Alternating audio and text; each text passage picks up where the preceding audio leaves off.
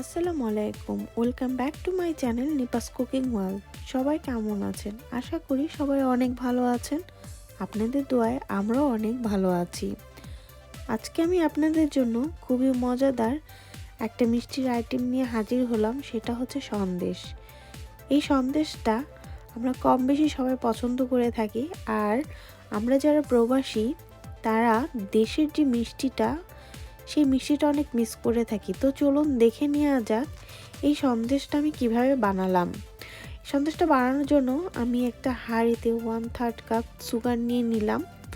এখানে যা যা নিব সব ডেসক্রিপশন বক্স আমি দিয়ে দিব, আপনারা চাইলে ওখান থেকে দেখে নিতে পারেন। দিয়ে দিলাম 1/3 কাপ মিল্ক, তরল মিল্ক। আর দিয়ে দিলাম এখানে আমি 2 টেবিল স্পুন ঘি। এই ঘিটা আমার ঘরে হাতে বানানো। চাইলে উপরে আইকনে আমার এটা লিঙ্ক দেওয়া থাকবে বা ডেসক্রিপশন বক্সে এই ঘিয়ের লিঙ্কটা দেওয়া থাকবে, আপনারা চাইলে দেখে নিতে পারেন। তো এখানে এখন আমি চিনি, দুধ আর ঘিটাকে ভালো করে মিক্সড করে নিব যতক্ষণ পর্যন্ত না এইটা ভালো করে মিক্সড না হয়ে যায়। আমি এখানে জাস্ট 1/3 কাপ থেকে আরেকটু বেশি দুধটা অ্যাড করে নিলাম। আমার কাছে মনে হচ্ছিলো যে দুধটা একটু কম হয়েছে, তাই আমি সব উপকরণগুলো ডেসক্রিপশন বক্সে দিয়ে দিব, আপনারা ওখান থেকে দেখে নিতে পারবেন। আমি যতটুকু যা যা নিব সবটাই আমি ডেসক্রিপশন বক্সে দিয়ে দিব।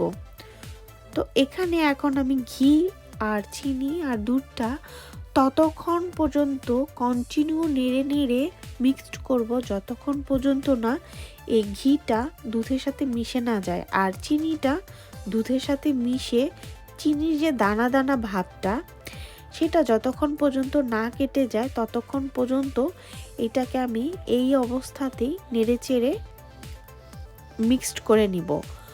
আর একটা কথা বলে রাখি, আমি কিন্তু এখনও চুলার হিট অন করিনি। এই কাজটা করতে হবে চুলার হিটটা অন না করেই। এখানে আমি দিয়ে দিলাম খুব অল্প পরিমাণের এলাচ গুঁড়ো। এলাচ গুঁড়োটা দিয়ে ভালো করে দুধটার সাথে মিক্সড করে এখানে আমি নিয়ে নিয়েছি 1 কাপ পাউডার মিল্ক।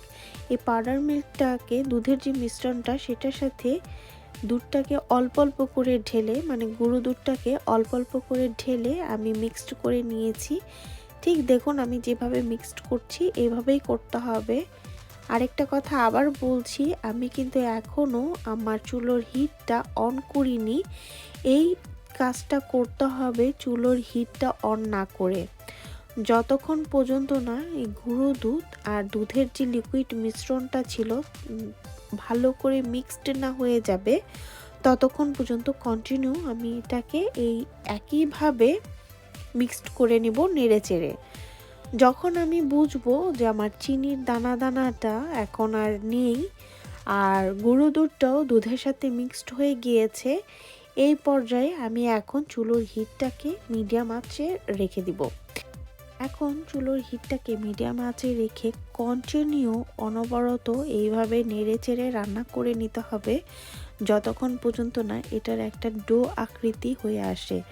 তবে আপনাদেরকে অবশ্যই খেয়াল রাখতে হবে যাতে চুলোর হিটটা লোতে থাকে। এই চুলোর হিটটা হাই করা যাবে না, লোতে রেখেই এই কাজটা আমাদেরকে করে নিতে হবে। তো আমার চুলোর হিটটা লোতে আছে, আমি কন্টিনিউ দেখতেই পাচ্ছেন নেড়ে চেড়ে মিক্সড করে নিচ্ছি।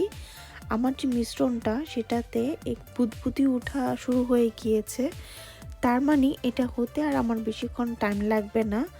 যতক্ষণ না পর্যন্ত এই মিশ্রণটা যে পাতিল থেকে উঠে না আসবে, মানে পাতিলের গায়ে আর লেগে যাবে না আর এটার মধ্যে কোনো পানি থাকবে না, পানিটা শুষে নিবে, ততক্ষণ পর্যন্ত আমাকে এই কাজটা করেই যেতে হবে।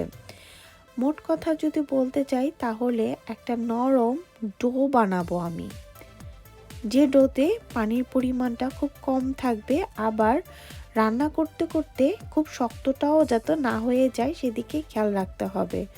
তো দেখুন আমি এখানে কন্টিনিউ নেড়ে চেড়ে ডোটা বানিয়ে নিয়েছি। নিয়ে এবার আমি এটাকে 2 ভাগে ভাগ করে নিলাম। আমি ছোট একটা পোর্শন নিয়ে নিয়েছি। এবার আমি এটাকে উঠিয়ে একটা আলাদা জায়গায় রেখে আমি যে দইয়ের বড় পাটটা মানে বড় যে পোর্শনটা রেখেছিলাম সেই পোর্শনে এখন আমি দিয়ে দিলাম 3 থেকে 4 ফোঁটা কালার, ফুড কালার। আপনি আপনাদের পছন্দ মতো একটা ফুড কালার দিয়ে নেবেন। আমি এখানে পিঙ্ক কালারটা দিয়ে নিলাম। আপনারা চাইলে রেড, গ্রিন আপনাদের পছন্দ মতো অ্যাকচুয়ালি আপনারা দিয়ে নিতে পারেন। এই ফুড কালারটা দেওয়ার পরে এই মিশ্রণটাতে ভালো করে মিক্সড করে নিতে হবে। তারপর কিছুটা ঠান্ডা হওয়ার জন্য রেখে দিতে হবে। তারপর এরকম একটা চপিং বোর্ডের উপরে আমি এখানে ক্লিন ফয়েল পেপার বিছিয়ে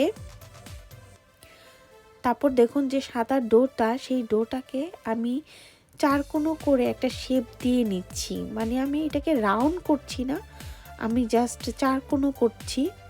তো ট্রাই করবেন আমার মতো করে 4 কোণো শেপ দিতে। আর আপনারা যদি রাউন্ড দিতে চান তাহলে গোল করে নেবেন, এটা ডিপেন্ড করে আপনাদের উপর।